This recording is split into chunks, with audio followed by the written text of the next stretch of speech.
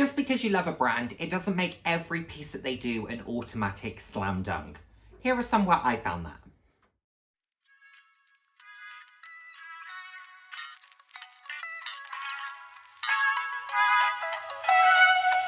Hello, hello, hello, and the warmest of welcomes to today's video. For those of you who haven't seen my face before, hi, I'm Nick, glad to have you here. For those of you who have seen my face before, thank you so much for joining me again. I hope you enjoy my videos. I put out videos roughly 2 to 3 times a week on a range of different topics, anywhere from fashion, slightly more personal topics. So if that sounds like something you'd be interested in, please do head down, hit subscribe, and turn on the notification bell. I love chatting with you all. I'm all about living life loud, and what that means to me is being your authentic self, being proud to be you, and just celebrating who you are. Celebrate yourself, and of course, celebrating others. So, what are we talking about today? We are talking about brands that, brands that I really love, and pieces or bags that they have created that I just cannot stand for many different reasons. And I am going to say up front, in case anyone decides to really get in their feelings about this, if you own any of these, more power to you, okay? This is just my opinion. If you love them, absolutely fantastic. Happy for you. I just personally don't, okay? So let's get that little disclaimer out the way, and let's kick things off with a brand that you know I love, because I own circa 9 bags, I own accessories, I own all sorts from here. And this is Mulberry. There are 2 on the list from Mulberry for me. The first one, the Mini Anthony. Why? It is £395. Not only is it boring, it is impractical, okay? 2 things that I am not a fan of. You know I love a capacious bag. You know I love a fun bag. This is neither. This is dull. Yeah, okay, maybe it's a phone holder, but it's expensive for a phone holder. You could find that elsewhere. So maybe you can put your phone, your keys, and a card holder in it. Okay, so yes, it's a mini bag, but you will also never hear me say that I love a mini bag. It is just not for me. I think that bags are there to have capacity, they're there to be practical, as well as accentuating an outfit. Now, I know there will be many individuals watching this, and some of my friends will be saying, Nick, what are you talking about? We love mini bags. Absolutely fair play to you. My channel, my thought. I don't like mini bags. I think this is impractical, and I think it is dull. If you're gonna have a mini bag, at least just make it outrageous and ridiculous. This is not that. The next one was one that I was so excited about when I first saw it launch, and then I saw it in person, and it could not have been more of a wah, wah kind of moment. And this is the soft Bayswater in the colour Night Sky. I mean, the colour doesn't really matter in this. The bag itself is really the wah, wah. I love a Bayswater, as you know. I'm a huge fan of a heritage Bayswater. I'm a fan of a zipped Bayswater, don't own one, but like them. I'm a fan of a belted Bayswater, don't own one, but like them. I really wanted to see this because it's a big bag. I love a big bag. It seems to combine the sort of dimensions or the proportions and the look of a larger top handle, along with the ability to throw it on your shoulder with those longer handles. I just saw it in the flesh. I went to see it at Harrods, and I was so underwhelmed, and I was so disappointed. The sales associate put it on the table. It sort of flopped, and I just thought, that's how my feeling is about this bag. There was nothing special about it. There was nothing standout about it. There was nothing quintessentially Mulberry about it. I just felt beyond underwhelmed. Beyond underwhelmed. And I don't think that even an incredible pop of colour would save this for me. If they brought this out in fuchsia, I would still really feel that it doesn't work. The aesthetic, the proportions of the bag are off. They are more off when you see them in the flesh than when you look at them on a screen. And it certainly didn't tick any boxes for me. Not a huge fan. I understand why people would buy it, because it does tick a fair few boxes in terms of being understated and have a good capacity and being practical. But for £1,650, I wanted something that had more oomph. I can get that elsewhere. I would much sooner buy an Aspinal of London London tote, which you know I love. I speak about those often, than go anywhere near this. for £1,000 less. Now let's go to Longchamp. And Longchamp don't often get it massively wrong for me. There are pieces that I think are very drab, but there's none that I think are terrible. So take the new Daylong, for example. I think it's a little expensive, and I think it's a little dull. However, is it still a nice bag? Yes, it is. A bag that I just cannot understand. And they bring this, and this is the same thought for being in the XS and the small, is the Longchamp 3D XS handbag or the Longchamp 3D S handbag. The reason that I don't like this is I think the proportions are wrong. It looks like a toy. It just looks out of proportion. The handle in particular is the thing that bothers me. They've managed to get everything else in proportion, including the strap, including the kind of lobster claws, all of that stuff. And then you have this strap, you have this top handle, sorry, that just looks off, looks out of proportion, looks slightly comical and slightly juvenile in the way that it's been created. And I don't enjoy that because that's not what they're going for, I don't believe. I don't think that's the intention of this bag. And it gets better as the bag becomes bigger. So as you get into the bigger sizes, it makes more sense. But in the smaller sizes, they needed to adjust the proportions more, I believe, to make it look more cohesive, each element to look more cohesive. I don't feel that way about it when I just look at it on the screen like this. And for £510, I need to feel that it's been well thought through and is cohesive in its design.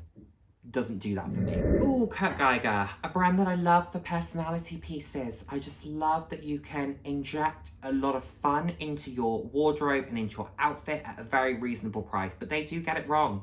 And a place where they have got it wrong for me is the South Bank range, and particularly the large South Bank tote. I want to like this. There are elements of this that I do really like. I love how they've made it fun. I love the multicolor effect on the fabric, but my goodness, does this bag look cheap. It looks cheap in photos and it looks very cheap in person.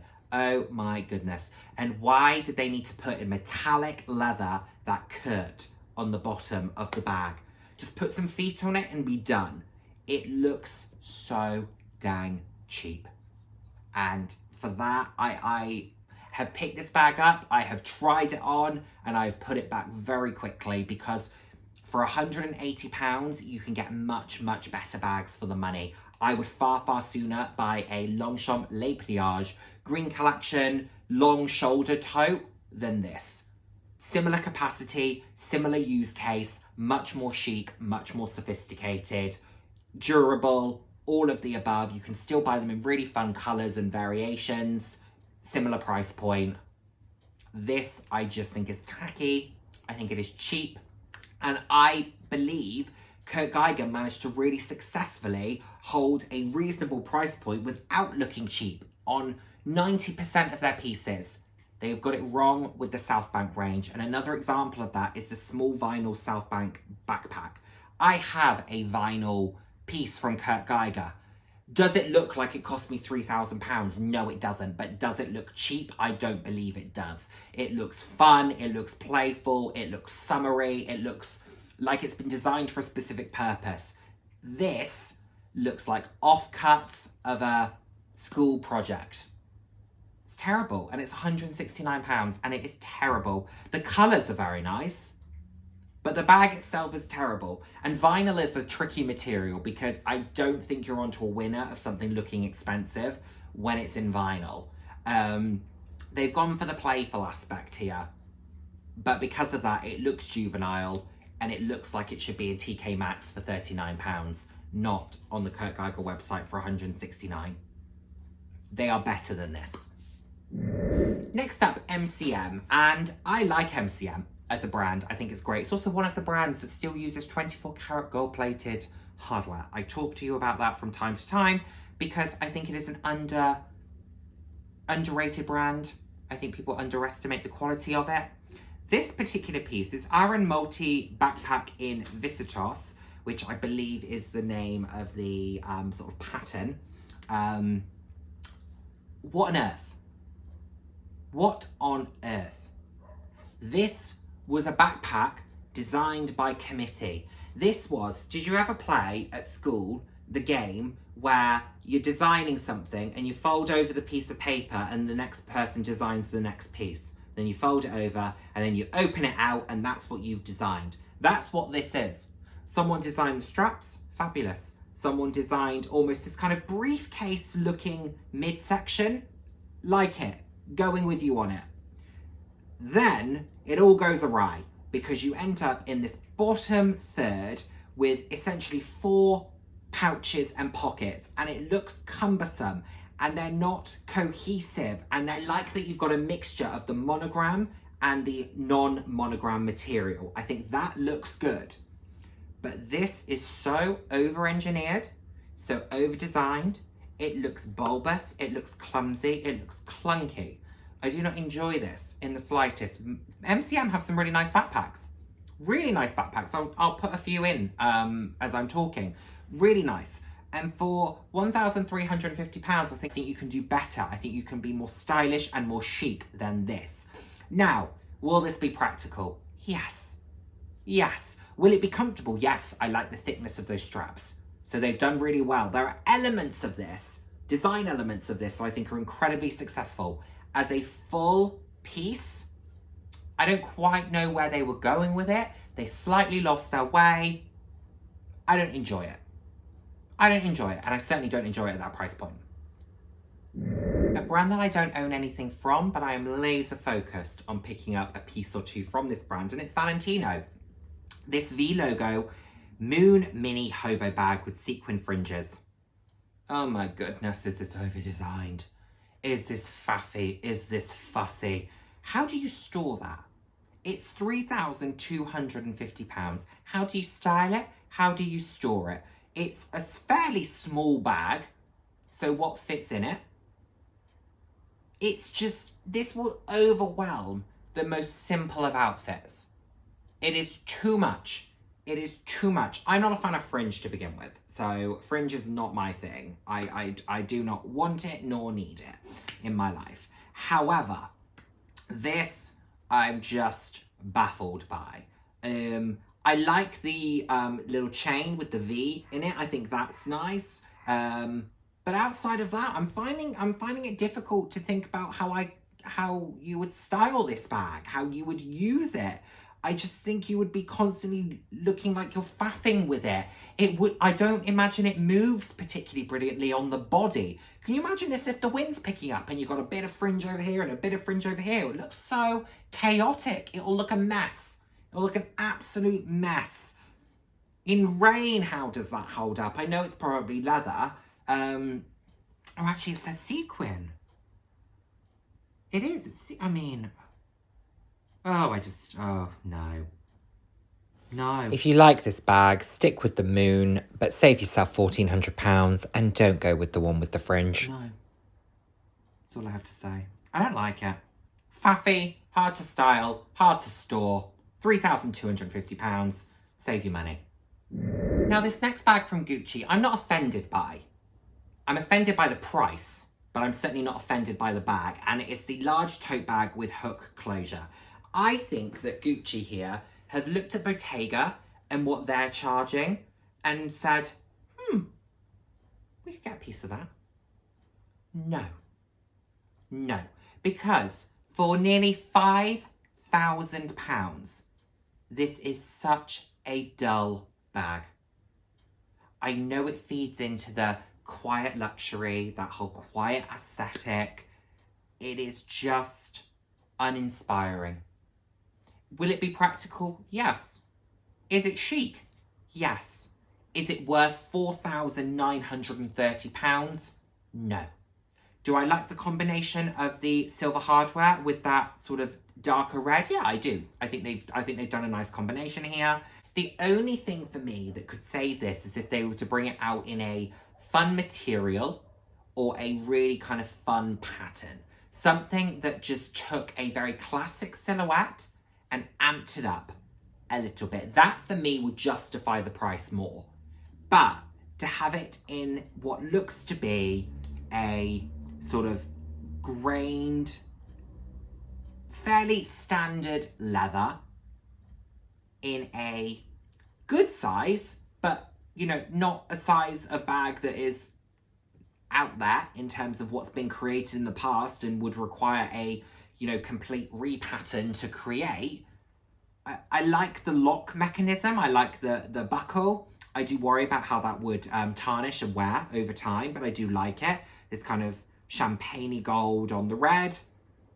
You know, the hook closure is a little different, but it's not £5,000 different. I would far, far sooner carry a Bayswater than that. The new Bayswater, the Bayswater Heritage in that new black cherry colour. Oh my goodness. Oh my goodness. That over this any day of the week. And guess what? It is a quarter of the price. Maybe a little less than a quarter. A little less. 30% of the price. 70% off. 70% less.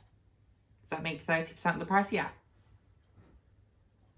Ridiculous price. Now, one that is offensively boring, but thank goodness they didn't price it like Gucci priced the last one. This is from Prada. They've even given it a boring name.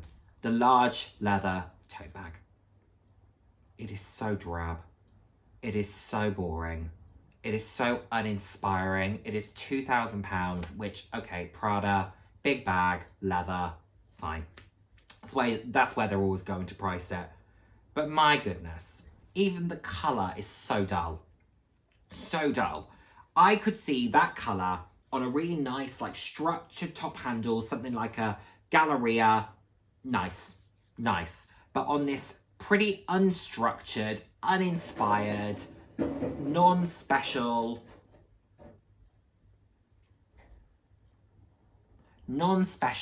tote bag. How dull.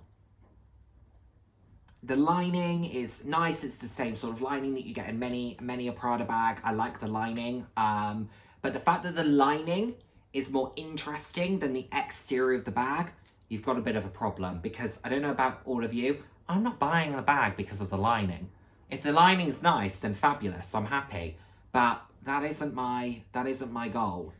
Unless, of course, you're buying the new reversible Neverfull, in which case, if you're wanting the lining to be on the exterior, then you definitely want the lining to look good. But that's not what they're going for here. That's not what we're working with. So, pretty dull, pretty bog standard, still £2,000. Come on, Prada. Let's amp things up a little bit here. Let's do better.